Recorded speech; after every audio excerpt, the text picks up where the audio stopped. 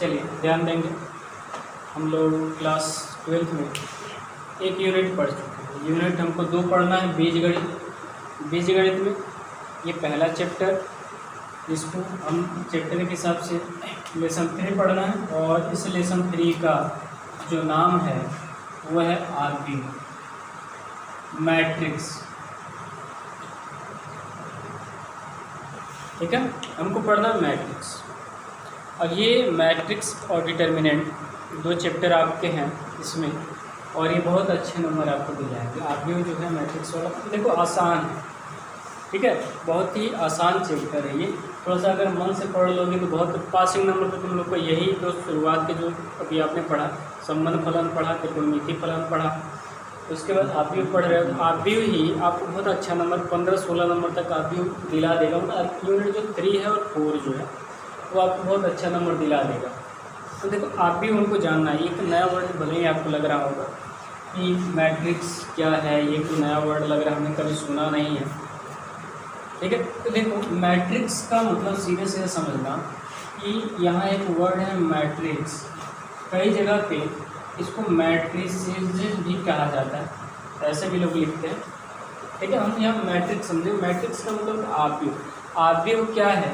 आव्यूह मतलब सीधे सीधे समझिए, आप कह सकते हो अरेंजमेंट,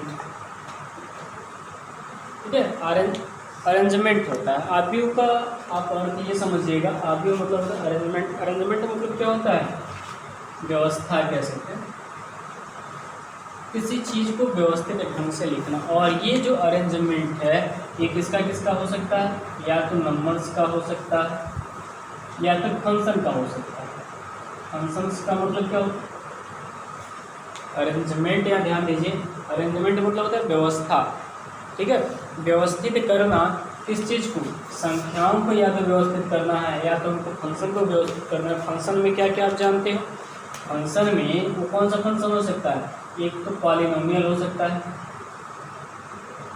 पॉलिनोमियल मतलब बहुपद वाले जो फंक्शन होते थे वो हो सकते हैं। बहुपद मतलब यक्स वाले जो होते थे, वाई वाले जो होते थे, मतलब अक्षर के रूप में। और एक फिर इनवर्स ट्रिग्नोमेट्रिकल फंक्शन भी हो सकता है और ट्रिग्नोमेट्रिकल फंक्शन भी हो सकता है। देखो त्रिकोणमिति का भी फंक्शन हो सकता है। त्रिकोणमिति में साइन का स्टैंड जो आप जानते हो वो फंक्शन ही है, बताए थे आपको। उसी का उल्टा भी होता है, इनवर्स ट्रिग्नोमेट्री फंक्शन। जैसे आपको पता है साइन एक फंक्शन है, तो साइन इनवर्स भी एक फंक्शन है, लेकिन इसका उल्टा हो, बताया था। तो अरेंजमेंट करना है हमको, अरेंजमेंट करना है संख्याओं को। नंबर्स आप जानते हो, तो कोई भी नंबर हो सकता है, ठीक है, बड़ी से बड़ी संख्या हो सकता है, छोटी से छोटी संख्या हो सकता है। और फंक्शन में आप बहुपद और त्रिकोणमिति वाले को लॉगरिथमिक भी फंक्शन होता है, लॉगरिथमिक। लाग पढ़े आप लॉगरिथम, ये भी एक फंक्शन ही होता है, ठीक है। इन चीज़ को ही व्यवस्थित करना मैट्रिक्स कहलाता है। एक आप बात समझें, अभी आपको मैट्रिक्स पूरा समझ में आ जाएगा। जैसे हमें एक बात, मान लिया एक कंपनी, व्यवस्थित तो हम यहाँ भी करते हैं, क्लास में भी व्यवस्थित करते हैं। तो मान लीजिए कंपनी हमारे पास एक नहीं बल्कि 3 टाइप की कंपनी ले लीजिए। हम टाइप ए, टाइप बी और टाइप सी कंपनी ले लीजिए। ये इतना समझ रहे हो ना? मान लिया कि 3 कंपनी, और 3 कंपनी में कार्य करने वाले जो लोग हैं उनकी कुछ संख्या को आपको मैनेज करना, कुछ संख्या को व्यवस्थित करना। और एक बात हम ये कह दें, इन तीनों कंपनी को चलाने वाला कोई एक ही है, मान लो एक ही मालिक हो सकता है ना, 3 कंपनी 3 सारी कंपनी चला सकता है। और इसमें जो कार्य करने वाले लेबर होंगे वह मेन भी हो सकते हैं और फीमेल भी हो सकते हैं, मतलब महिला और पुरुष दोनों हो सकते हैं ना। अब हम ये कहें कि कंपनी ए में 40 पुरुष और 30 महिलाएं काम कर रही हैं, कंपनी बी में 30 पुरुष और 25 महिलाएं काम कर रही हैं, कंपनी सी में 25 पुरुष और 45 महिलाएं काम कर रही हैं। ये क्या हो रहा है? अरेंजमेंट, ये व्यवस्था है, ठीक है, ध्यान देना। हमने कंपनी ए, कंपनी बी, कंपनी सी के पुरुष महिला का व्यवस्थित किया, कंपनी बी में भी व्यवस्थित किया, कंपनी सी में भी व्यवस्थित किया। अब यदि व्यवस्थित ढंग से लिख दिया जाए तो हम यहाँ ये बता सकते हैं कि टोटल हमारी कंपनी में कितने पुरुष हुए और कितनी महिलाएं। बोलो, ये व्यवस्था समझ में आ रहा है? ऐसे ही हम और भी चीज़ें ले सकते हैं जिनको व्यवस्थित ढंग से लिखा जा सकता है। कहने का मतलब ये है कि आप बैठे हो, ठीक है, आप ही हो। अगर हमें 3 क्लास लेंगे, क्लास 10th ले ली, क्लास 11th ले लिए और क्लास 12th ले ली। अब इसमें आपको पता है कि साइंस साइड के भी बच्चे होंगे और आर्ट साइड के भी बच्चे होंगे, कॉमर्स के भी होंगे ना, एग्रीकल्चर्स के भी होंगे। हम 3 पे कर ये क्या कि क्लास 10th में मान लीजिए साइंस से 10 बच्चे हैं, आर्ट से 7 बच्चे और कॉमर्स से 3 बच्चे, ठीक है। अगर ये कहते 11th में बच्चों की संख्या हमारे पास 15 है जो कि साइंस पढ़ रहे हैं, और आर्ट पढ़ने वालों की संख्या 10 और कॉमर्स पढ़ने वालों की संख्या भी 10 ले लिया। ये कह रहे हैं क्लास 12th में जो बच्चों की संख्या है, मान लिया जाए इसमें 11th में 15 है, इसमें 15 होगा, और इसमें भी 10 होगा, इसमें भी 10 है, ठीक है। ये क्या है? यही अरेंजमेंट है, यही व्यवस्था थी। यहाँ जो अरेंजमेंट हम कर रहे हैं, इसका कर रहे हैं नंबर का कर रहे हैं, संख्याओं का कर रहे हैं, ये तो संख्या ही है। अब आव्यूह क्या होता है, इन्हीं अरेंजमेंट को हम बड़े कोष्ठक में जब लिख देते हैं, इसी पूरी व्यवस्था को याद रखिए, इसी पूरी व्यवस्था को हम क्या कहते हैं? आव्यूह कहते हैं। बात समझ में आ रहा है? बोलो, आव्यूह क्या है? आव्यूह एक व्यवस्था है जो संख्याओं का हो सकता है या फंक्शन का भी हो सकता है, ठीक है। और व्यवस्था किस टाइप का? तो व्यवस्था आप समझ रहे हैं कि इस टाइप की व्यवस्था हो सकता है। आप कंप्यूटर में भी जानते हैं। देखो, एक बात समझना, आव्यूह हम क्यों पढ़ रहे हैं, इसकी जो उपयोगिता है वो क्यों है। आज आपको पता है कि कंप्यूटर के बारे में थोड़ा बहुत जानते हो, एक्सेल का बहुत ज़्यादा आप यूज़ करते हैं। एक्सेल क्यों बनाया गया? वो भी एक अरेंजमेंट ही होता है। हम किसी रिकॉर्ड को रखते हैं, ठीक है, जैसे ग्रुप बना लेते हैं। मान लिया जाए कि हमको रिजल्ट बनाना है, आपका हमने टेस्ट लिया, तो हम क्या किस प्रकार से ग्रुप बनाएं, किस प्रकार से टेस्ट लेंगे बताइए। मान लें क्लास 10th का हमने टेस्ट लिया, ठीक है, क्लास 10th का हमने टेस्ट लिया, और क्लास 10th में मान लो बच्चों की संख्या हमने नाम ही दे दी। क्लास 10th में मान लो हमने सब्जेक्ट लिए, मान लो मैथ का टेस्ट ली, फिर साइंस का टेस्ट ली, फिर इंग्लिश का टेस्ट लिए। अब इसमें मैथ कितने नंबर का लिए? 50 के लिए। साइंस कितने का लिए? 40 का लिए। इंग्लिश भी मान लो 50 के लिए लिया। अब हमने ये कहा कि मान लिया जाए कि हमारे क्लास में 10 बच्चे, 10 बच्चों का आप रिजल्ट प्रेजेंट करिए। तो 10 बच्चों का रिजल्ट प्रेजेंट करने के लिए आप क्या करोगे? मान लिया कि राम का रिजल्ट 50 में राम 40 नंबर पाया और साइंस में 30 नंबर पाया। इंग्लिश कितने करो? 50 का ना, इंग्लिश में मान लीजिए 42 नंबर पाया, ठीक है। इसी प्रकार कोई और मान लो लड़की आ गई, गीता ले लो, इसका मैथ में 30 नंबर है, साइंस में 25 नंबर और इंग्लिश में मान लीजिए इनका 40 नंबर, ठीक है। ऐसे ही कोई और होगा, एक्स वाई जेड इसी करके मान लो 10 बच्चे हैं, ऐसे हमने लिख दिया इनका, ठीक है। अगर मान लो सबको लिख रहे हैं तो ये इनके नाम हो सकते हैं और ये उनका ग्रुप हो सकता है, ठीक है। और हम प्रेजेंट करने के लिए इस टाइप से लिखेंगे, लिखना पड़ेगा ना, इस टाइप से लिखेंगे। ये क्या है? व्यवस्था है। हम एक ही पेज पर प्रिंट करके निकाल के आपको आपका रिजल्ट डायरेक्ट ही बता सकते हैं। अब इसको यदि आप बड़े पुस्तक में लिखते हो, यही बड़े पुस्तक वाली जो व्यवस्था होती है, इसी पूरी व्यवस्था को हम क्या कह रहे हैं? आव्यूह कह रहे हैं, ठीक है। याद रखना, इसी बड़े पुस्तक को हम आव्यूह कहते हैं। और एक बात याद रखना, आव्यूह का मान कभी नहीं निकल पाता है, क्योंकि आव्यूह मतलब होता है व्यवस्था करना। और व्यवस्था किसका करना है?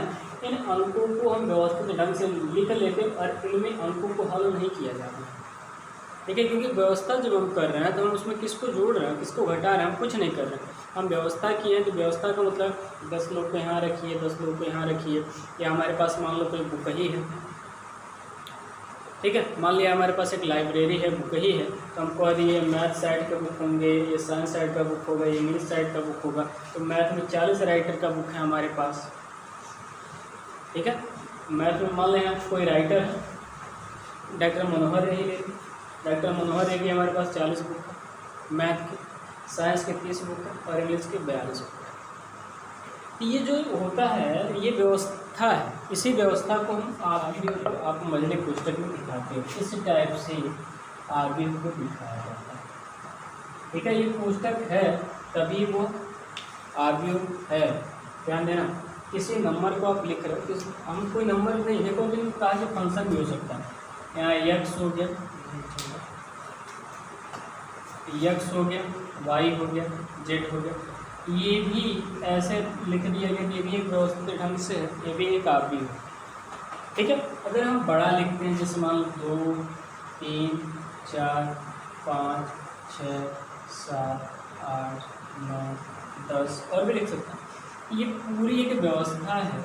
और इसको यदि ऐसे लिख दिया गया तो आप समझ जाइएगा ये क्या है, आरबीयू, एक मैट्रिक्स है।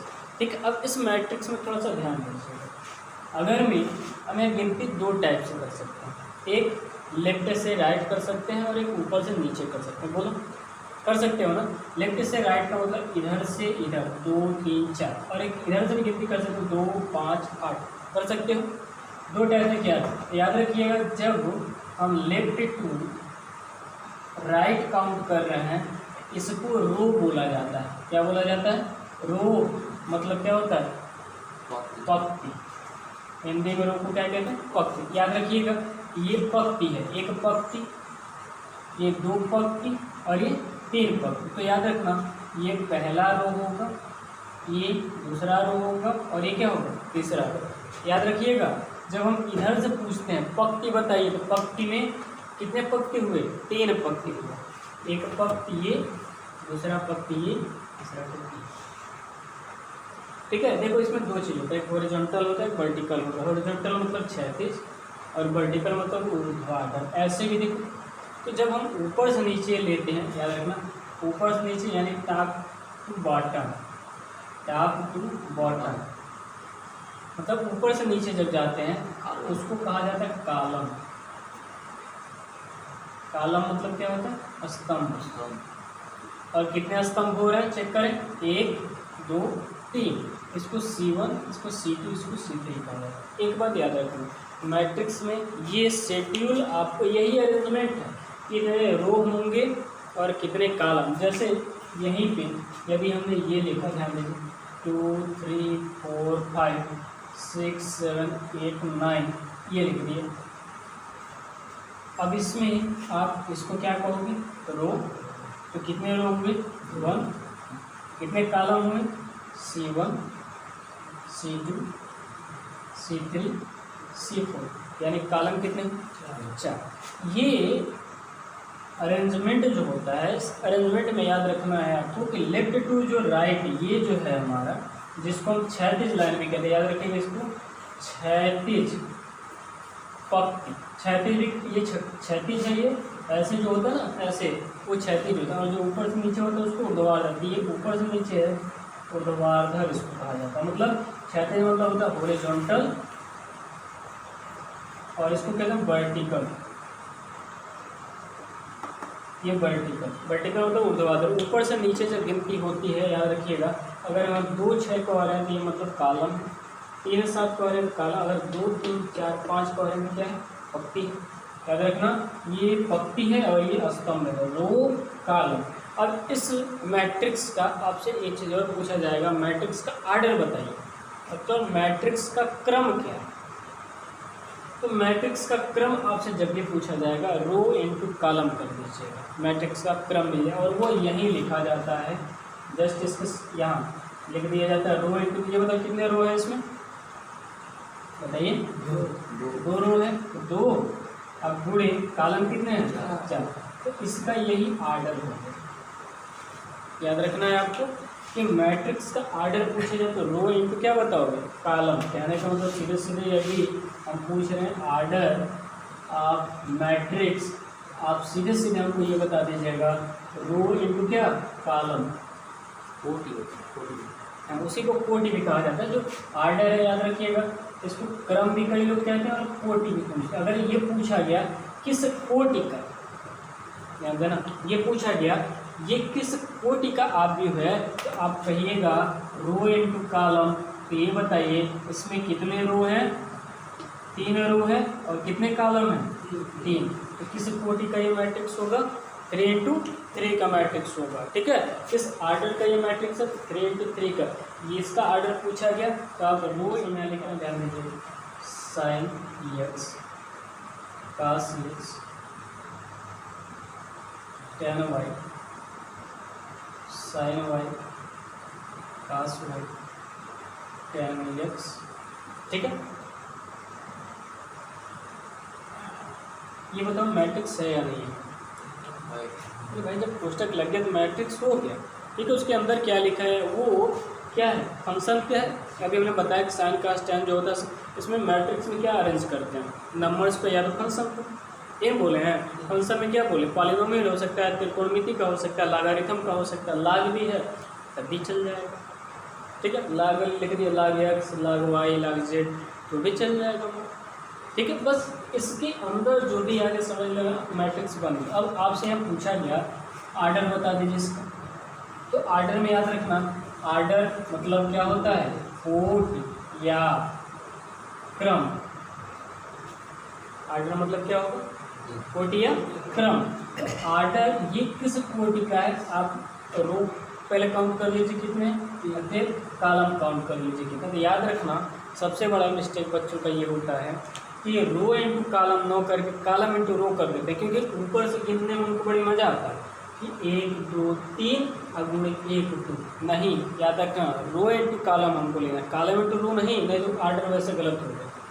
ठीक है, बहुविकल्पी में क्वेश्चन आ सकता है। इस मैट्रिक्स का क्रम बता दीजिए, कोटि बता दीजिए। एक आप भी दे सकता है, छोटा सा पूछ दिया कि रो इंटू का मतलब इसका क्रम बता दीजिए, कोटि किस कोटि का आप भी है ये, तो आप सीधे सीधे यहीं लिखा जाता है। याद रखना जब हल किया जाए तो यहीं, और बहुविकल्पी है तब तो बस दिया ही होगा 2 गुणे 3 3 गुणे 2 3 गुणे 5 जैसे भी हो।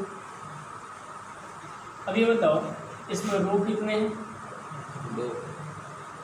ये पहला रो हुआ, ये क्या हुआ? दूसरा रो।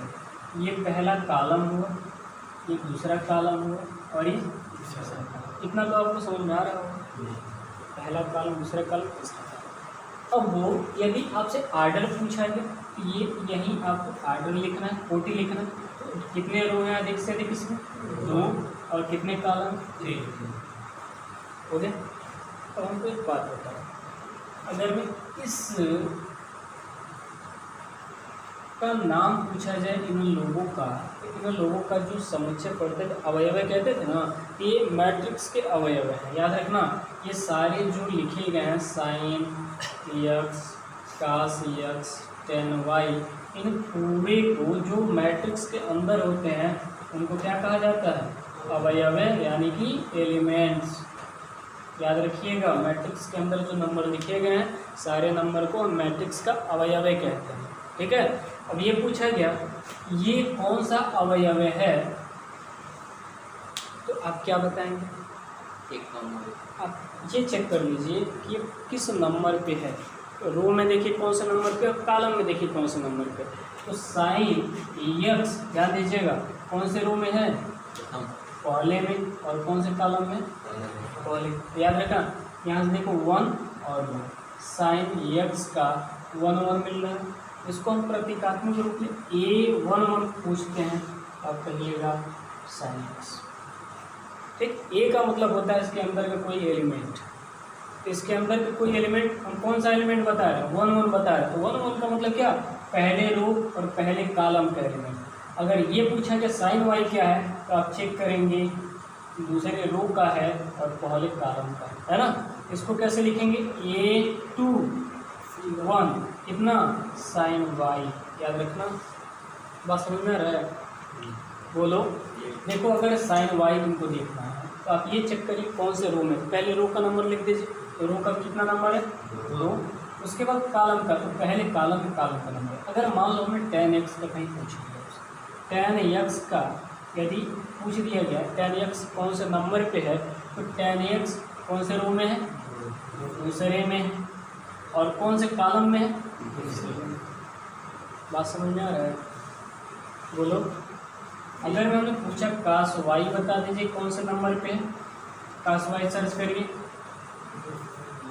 कास वाई मिला अब बताइए पास वाले कौन से नंबर पे, पहले रो बताना है, तो रो बताओ कौन सा रो है 2 और कॉलम कौन सा है 2। बोलो समझ में आया कि नहीं आया? एक।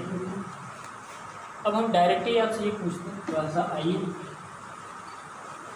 डायरेक्ट ही आपसे एक बात और पूछिए कि बताइए A13 कौन सा एलिमेंट होगा बताइए। A13 पूछा तो 1 का मतलब आप क्या देखेंगे रो और 3 का मतलब कॉलम, तो रो 1 में तीसरा रो 1 है ये देखो, इसमें रो 1 का कौन सा लेना है तीसरा, रो 1 का पहला दूसरा तीसरा, क्या कौन हुआ tan y। एक बात याद रखना, जो पहले लिखा है आप इसको क्या कहते हो रो और इसको क्या कहते हो कॉलम।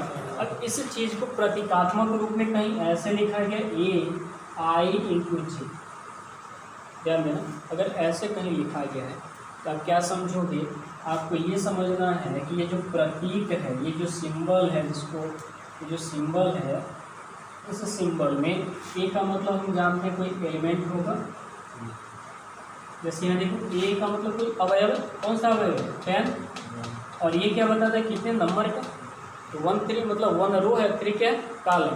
तो यहाँ बताइए ए को तो हम एलिमेंट कह रहे हैं और आई को क्या कहेंगे, आई मतलब होगा रो, बात समझ रहे हैं।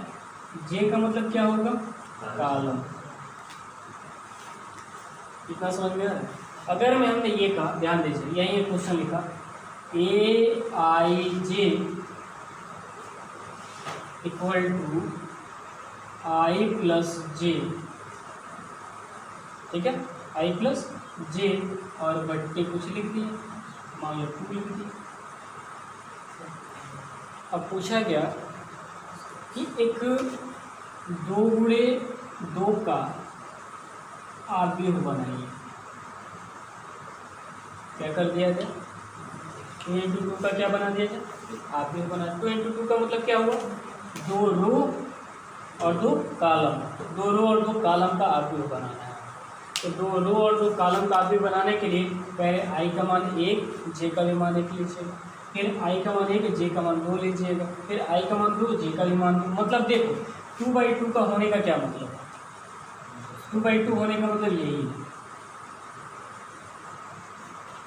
ये 2/2 का है, क्यों 2 रो है और कितने कॉलम 2। तो एलिमेंट बनाने कैसे बनाओगे, पहले आई का मान 1 रखिए और जे का भी मान क्या रखिए 1, तो देखिए क्या आएगा 1 + 1/2 कितना आया।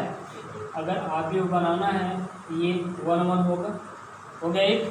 अगर में हमने आई का मान 1 ले लिया, जे का मान 2 ले लिया, ध्यान दीजिएगा आई का मान क्या ले लिया 1 और जे का मान 2, तो मतलब ये कहाँ होगा ये वाला होगा। बोलो आई मतलब क्या 1 का मतलब क्या रो और 2 का मतलब कॉलम, तो रो 1 में दूसरे कॉलम में होगा ये। अब आई का मान 1 रखिए, जे का मान 2 रखिए, बट्टे 2 यानी कितना आया 3/2, यहाँ हो गया 3/2, हो गया। इतना ही में तो हो नहीं जाएगा, 2/2 का चाहिए। ये देखो ये 1 1 हो गया, ये 1 2 हो गया। अब 2 1 पे आइए, अब लिखेंगे ए, ध्यान दीजिए, अब इसको ये निकालिए A 2 1 निकालेंगे, ठीक है। जैसे देखो जिस क्रम का मैट्रिक्स होता है, जैसे मान लो 2/2 का है तो 11 12 21 22 एक क्रम हो, ठीक है, याद रखना। अगर 2/2 का मैट्रिक्स पूछा तो 11 12, ठीक है, ये 11 होगा, ये 12 होगा, ये 21 होगा, ये 22 होगा। यदि 3/3 का है तो 11 12 13, फिर 21 22 23, फिर 31 32 33, ठीक है, यही क्रम होगा उनका। ये 11 12 13, ध्यान देना, अगर 3/3 का ये 11 का होगा, ये 12 होगा, ये क्या होगा 13, ये कितना होगा 21 22 23, ये 31 32 33। बात समझ में आ रहा है। ये ऐसे ही करके तुमको मैट्रिक्स पकड़ना है, और याद रखना बहुत आसान चैप्टर है, बस ये आर्डर इनका समझ जाओगे तो मैट्रिक्स के प्रकार से हमको कोई मतलब ही नहीं, बस अभी समझ जाओगे मैट्रिक्स के प्रकार में क्या है, कुछ नहीं है, बस तुमको सवाल ही लगाना है अभी।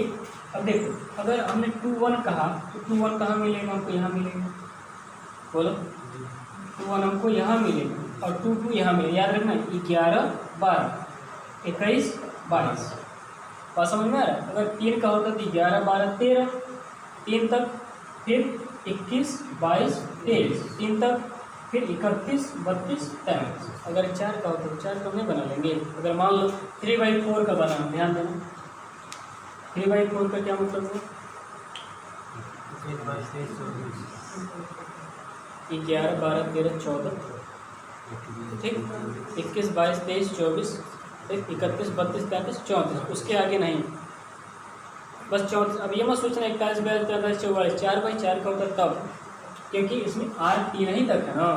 अगर मैं 11 12 13 14 ले लिए, फिर 21 22 23 24, फिर 31 32 33 34। अब देखो 3/4 का नहीं हो गया, देखो 3 को हो गया ना, आई 4 को हो गया 3/4 का। तो याद रखना अगर हम 3/5 का कहते हैं तो ये 15 हो जाएगा, ये 25 हो जाएगा, और ये 10। अगर मैं 4/5 का कहते तो यहाँ बढ़ जाता 41 42 45 44 45। अगर 5/5 का कहते तो 51 52 53 54 55। आपको 3/3 का ही पढ़ना है। एक आध क्वेश्चन होगा जिसमें 4/2 का होगा, ठीक है, एक आध क्वेश्चन हो सकता है, लेकिन मैक्सिमम आपको 3/3 और 2/2 का ही मैट्रिक्स पढ़ना है, ये याद रखिएगा। अब ये बताओ 2 1 निकाल रहे थे, आइए 2 1 निकालते हैं। 2 1 का मतलब क्या? आई का जो मान हुआ 2 हो गया, और जे का मान कितना हो गया 1। तो रखिए मेन क्वेश्चन आपका ये, आई का मान हमने कितना लिया 2, जे का मान 1/2 यानी 3 कितना 2। यहाँ हमने लिखा 3/2। आर्डर याद है ना, 11 12 21 22, ये देखो 21 हो गया, यहाँ लिखो 22 यहाँ लिखना है, तो 22 मतलब 1 तो देखो आई का भी मान 2, जे का भी मान 2/2 यानी 4/2 कितना आया 2 बन गया। इसको लेकर हमने एक मैट्रिक्स बना दिया, 2 नंबर आ गया। 2 नंबर का एक क्वेश्चन इस टाइप से सिंपली पूछ देता है, यदि हमारे पास कोई मैट्रिक्स है ए जे इक्वल टू, यहाँ कुछ भी लिख सकते हैं, ए जे रहेगा और इक्वल टू यहाँ कुछ भी लिख सकता है। पूछता है 2/2 का आप भी बनाइए। 2/2 का मतलब क्या? 11 12 21 22, बस, ठीक है, 11 12 21 22, ये हो गया 2/2 का, ये मैट्रिक्स था। ये बताओ मैट्रिक्स समझ में आ रहा है? अब देखो अगर मैं मान लिया हमारे पास ये मैट्रिक्स है, याद रखिएगा इसको इस रूप में प्रदर्शित करेगा, ठीक। अब एक बात ध्यान दें, एक इसमें किसी टाइप के आव्यूह होते हैं, अब आव्यूह को थोड़ा सा प्रकार सीखते हैं, types of matrix. Types of matrix का मतलब आव्यूह कितने प्रकार के होते हैं, और आव्यूह कितने प्रकार से होते हैं थोड़ा सा ध्यान देंगे। आव्यूह पहले एक होता है स्तंभ आव्यूह,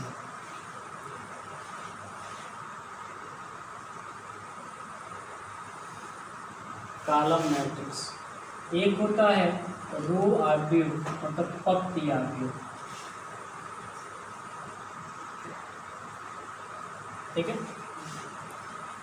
उसके बाद होता है आयत आव्यूह, एक होता है वर्ग आव्यूह,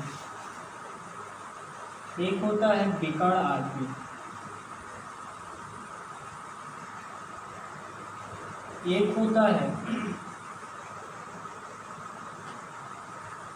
अदिश आव्यूह, ठीक है। एक होता है तत्समक आव्यूह, सबसे मेन इम्पोर्टेंट तत्समक आव्यूह, ठीक है। अब शुरुआत करते हैं स्तंभ आव्यूह क्या है।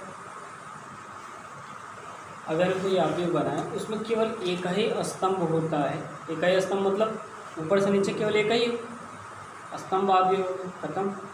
पंक्ति आव्यूह सिर्फ एक ही पंक्ति, याद रखिएगा। स्तंभ आव्यूह मतलब हमने लिखा 3 4 5 6 इस तरीके से, जब पुस्तक लगा ये बड़ा बना तो आप समझ जाइए आव्यूह। और इस ये देखो सिर्फ एक ही स्तंभ है ना, इसको क्या कहेंगे आप? स्तंभ आव्यूह। और एक बात हम आपसे यहाँ नया पूछ रहे हैं, ये पूछ लें कि बताइए इस आव्यूह का क्रम क्या है, तो बताइए हमको आव्यूह का क्रम क्या होगा। बताओ भाई, फट बताओ, आव्यूह का ऑर्डर बताओ। Rho into column.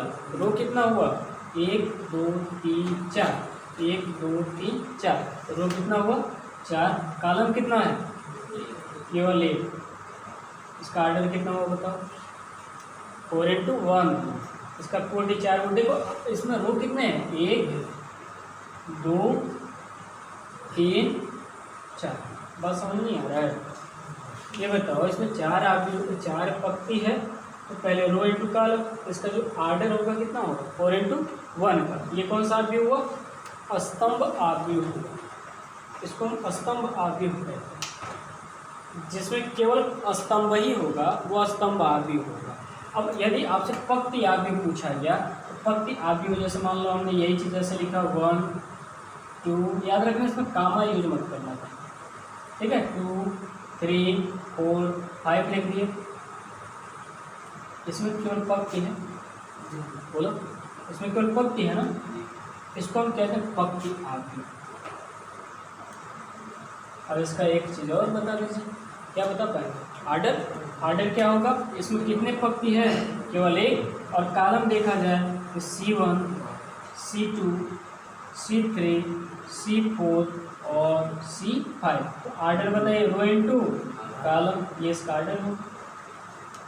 बात समझ में आ रहा है, बोलो, स्तंभ आव्यूह ऊपर से नीचे, ठीक है, और ये पंक्ति मतलब कॉलम मैट्रिक्स, और ये रो मैट्रिक्स, समझ रहे हैं ना। अब हमको नेक्स्ट पढ़ना आयत आव्यूह। आयत आव्यूह में कोई नया बात बता दें, नहीं बताएंगे तब भी बात, यही तो है आयत। आयत का मतलब क्या होता है,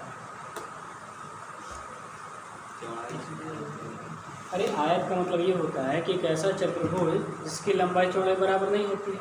अगर मैं देखो इधर से देखोगे, ये मान लो इसकी एक बात कर रहे हैं, ये मान लो इसकी चौड़ाई है, तो 1 2 3 4, चौड़ाई कितना होगा 4, और लंबाई कितना होगा केवल 1, बोलो, यही आयत भी हो जाएगा। आयत का मतलब ये होता है कि रो और कॉलम बराबर जब नहीं होंगे तो आयत होगा। याद रखना, आयत आव्यूह का मतलब समझ लेना, आयत matrix equal to row is not equal to column, यही है बस आयत मैट्रिक्स, समझ लेना बात खत्म। ये बताओ यहाँ रो कितना था 4, कॉलम कितना हुआ बराबर है नहीं, तो कह देंगे आयत आव्यूह, इसको कह सकते हैं, कह क्या सकते हैं, कह दिए तो गलत नहीं होगा। इसको हमने कह दिया, देखो इसमें कितना रो है 1, कॉलम कितना है, तो रो और कॉलम बराबर है नहीं है, क्या कह सकते हैं, पंक्ति आव्यूह भी कह सकते हैं, और इसको आयत आव्यूह भी कह सकते हैं। याद रखना।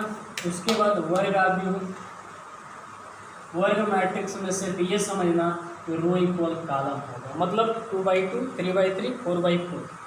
अभी हमने लिखा था, अगर मैं देखो हमने यहाँ लिख दिया 2 3 4 5, तो जितने रो उतना ही कॉलम।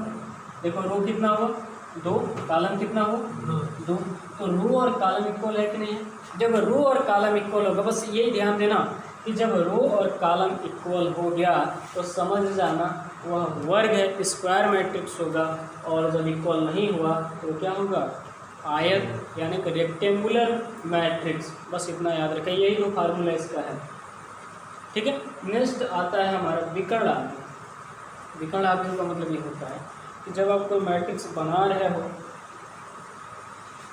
ठीक है, जब कोई मैट्रिक्स बना रहे हो और उसके जैसे वर्ग और आयत में आप विकर्ण जानते हो ना, जो तिरछा वाली लाइन होती है बीचों बीच वाली, उसी को विकर्ण कहते हैं। इसमें तिरछे वाली लाइन को हम विकर्ण आव्यूह कहते हैं। जैसे ध्यान दीजिए,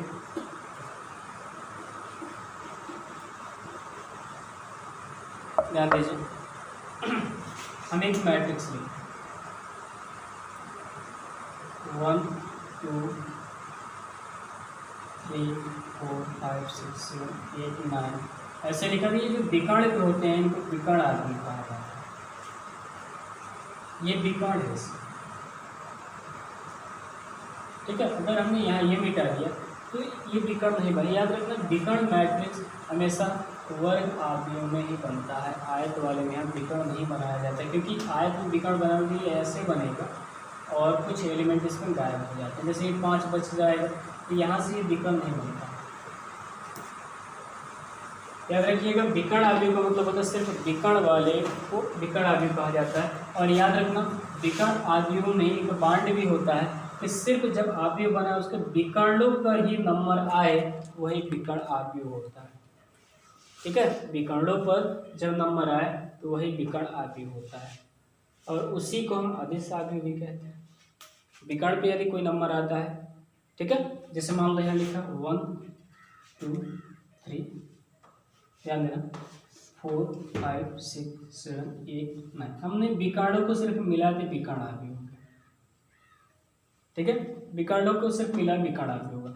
अब अदिश आव्यूह की बात कर दी जाए, अदिश आव्यूह में बस याद रखना कि विकर्ण पे आने वाले जो एलिमेंट होंगे सिर्फ वही होगा, बाकी सब जीरो होता है। याद रखना, इसको हमने विकर्ण आव्यूह कह दिया। और यहाँ पर एक ऐसा मैट्रिक्स बनाइए कि 4 0 0 0 4 0 0 0 4। देखिए विकर्ण पर ही केवल केवल अंक आया है, इसको अदिश विकर्ण आव्यूह भी कहा जाता है, या सिर्फ अदिश आव्यूह भी कह सकते हो, अदिश विकर्ण आव्यूह भी कह सकते हो। याद रखना, इसमें और इसमें कोई अंतर नहीं होता है, तनी मनी बस अंतर होता है। कैसा?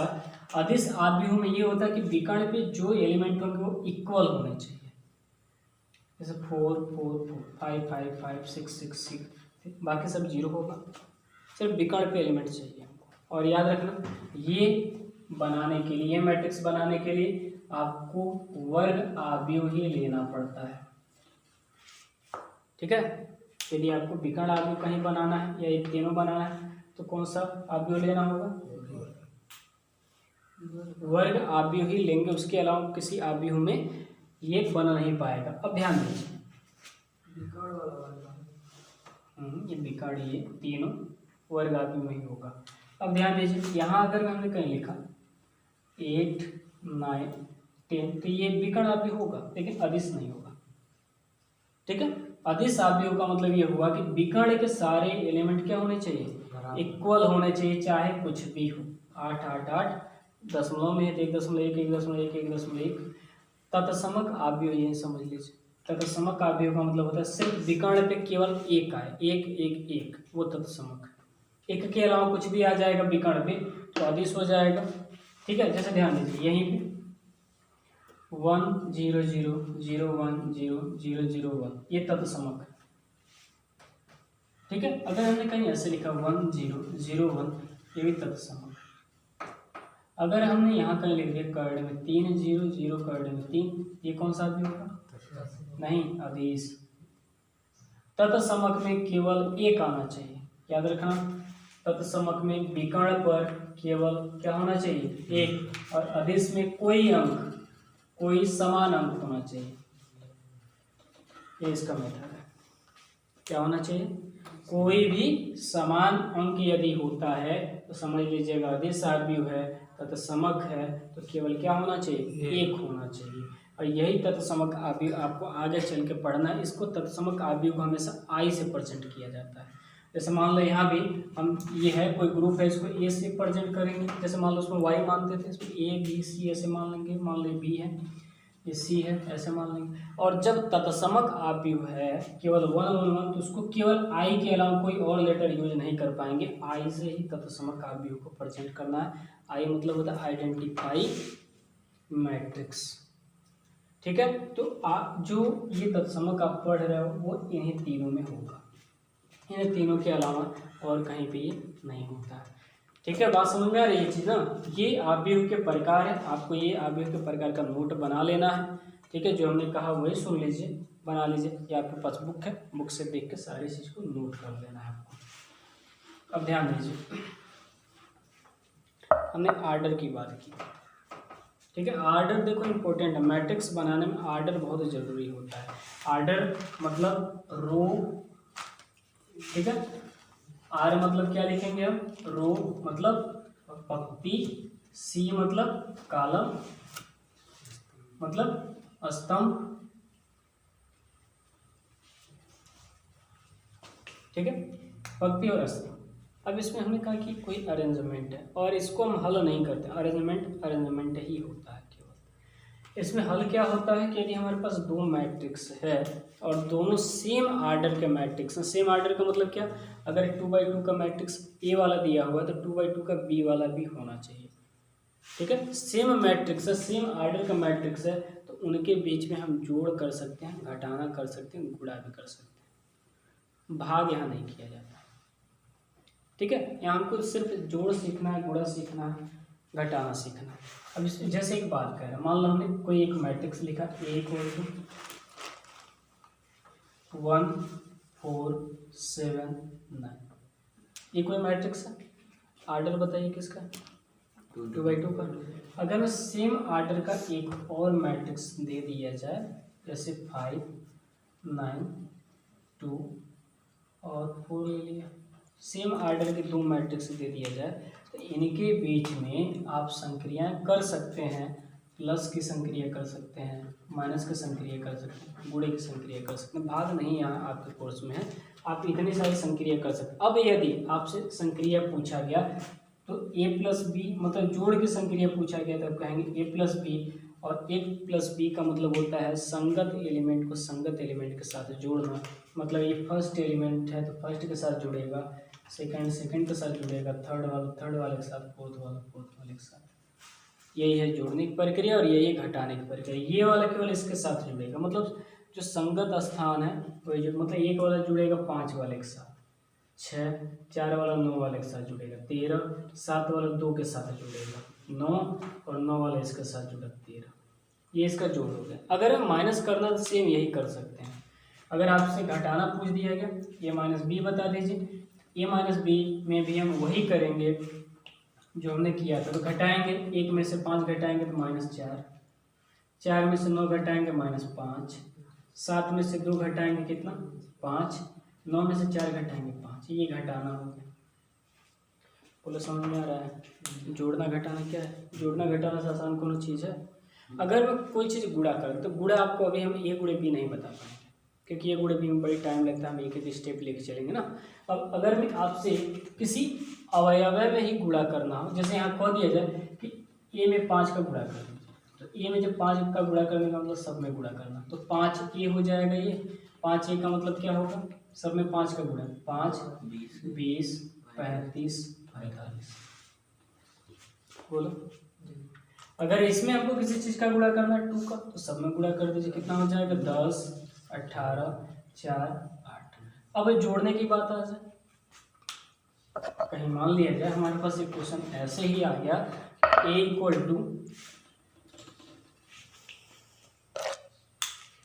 कोई मैट्रिक्स ले लिया हमने 1 3 9 4, ठीक है। यही सेम b = हमने इसी आर्डर का कोई मैट्रिक्स लिया 2 4 8 7, पूछ दिया गया कि 4a + 7b का मान बताइए। क्या करना है आपको, मान रखिए 4a का मान रख दीजिए कितना 1 3 9 4 प्लस कितना 7b ना, तो 7b का मान बताएं 2 4 8 7, बोलो इतना समझ में आ रहा है। अब इस 4 का अंदर गुणा कर दीजिए, 4 12 36 और 16 हो गया, प्लस 7 का अंदर गुणा कर दीजिए 14 28 56 49। याद रखना एक एलिमेंट में नहीं करना, गुणा जब किया जाएगा तो मैट्रिक्स के अंदर जितने एलिमेंट है सब में कर देना है, एक एलिमेंट में नहीं। उसके बाद आपको चेक करना है प्लस करना है या माइनस करना है।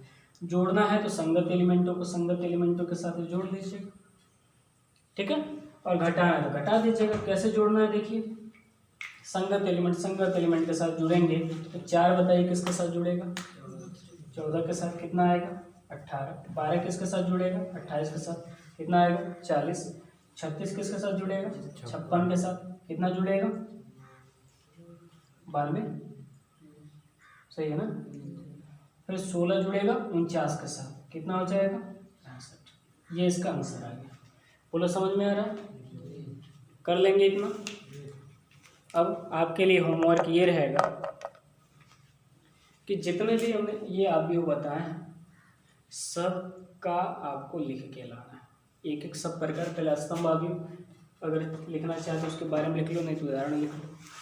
ठीक है। आपके पास बुक है, बुक से भी लिख सकते हो, नोट बना सकते, नोट बनाओ, ठीक है। नोट आप भी वाले का नोट तैयार कर लो। चैप्टर 3 से नहीं आप 2 से बनाए हो तो चैप्टर 3 से एक कापी बनाइए अच्छा खासा, 40 रुपये 50 रुपये जो भी आप बना सकते हो, और उसमें लिखना स्टार्ट कर दो, क्योंकि ये जो चैप्टर है बहुत इंपॉर्टेंट है, ठीक है।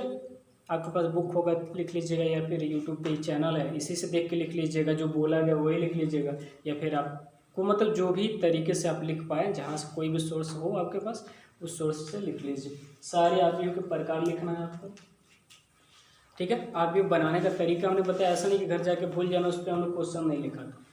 हम उस पर अभी एक क्वेश्चन लिखेंगे, आपको घर से ला के वो हमको ला के दिखाना आर्डर वाले, ये आईजे बताए थे ना, आईजे वाला क्वेश्चन कर लेंगे, वो इम्पोर्टेंट है, 2 नंबर का क्वेश्चन आता है, ठीक है। यदि aij equal to 2i minus j/3, तब आपको 2/2 का वन आई है। हाँ 2/2 का आर्ग्यू बनाना, सही हो वाला 2i जे, हाँ 2i है माइनस जे। अभी यदि इस टाइप का क्वेश्चन दे दें,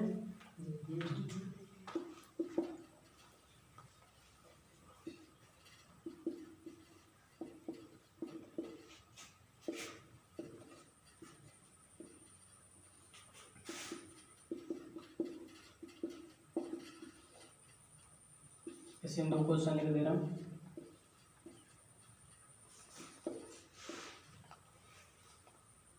ठीक है। ये 2 क्वेश्चन आपको इसका और एक इसका, और आगे के कुल प्रकार आपको लिख के लाना। अब देखिए इंटरमीडिएट आप पढ़ रहे हो तो टाइम नहीं दोगे, कम से कम 2 घंटा 3 घंटा तो आपको टाइम देना ही पड़ेगा, नहीं दोगे तो लास्ट टाइम में आपके लिए बोझ बन जाएगा। तो ये आपके लिए होमवर्क है दोनों, हमने अभी सारा डिटेल बताया था। आप देखो एक एक चीज़ नोट करते जाओ ना, जो लग रहा है कि नोट करने वाला नोट कर लो फटाक से कहीं। आप ये सोच रहे हो मिटाएंगे नहीं, अब इतना ही बड़ा ब्लैक बोर्ड है तो मिटाना पड़ेगा ही, ठीक है। तो आप इन चीज़ को लगा के जरूर लाइएगा।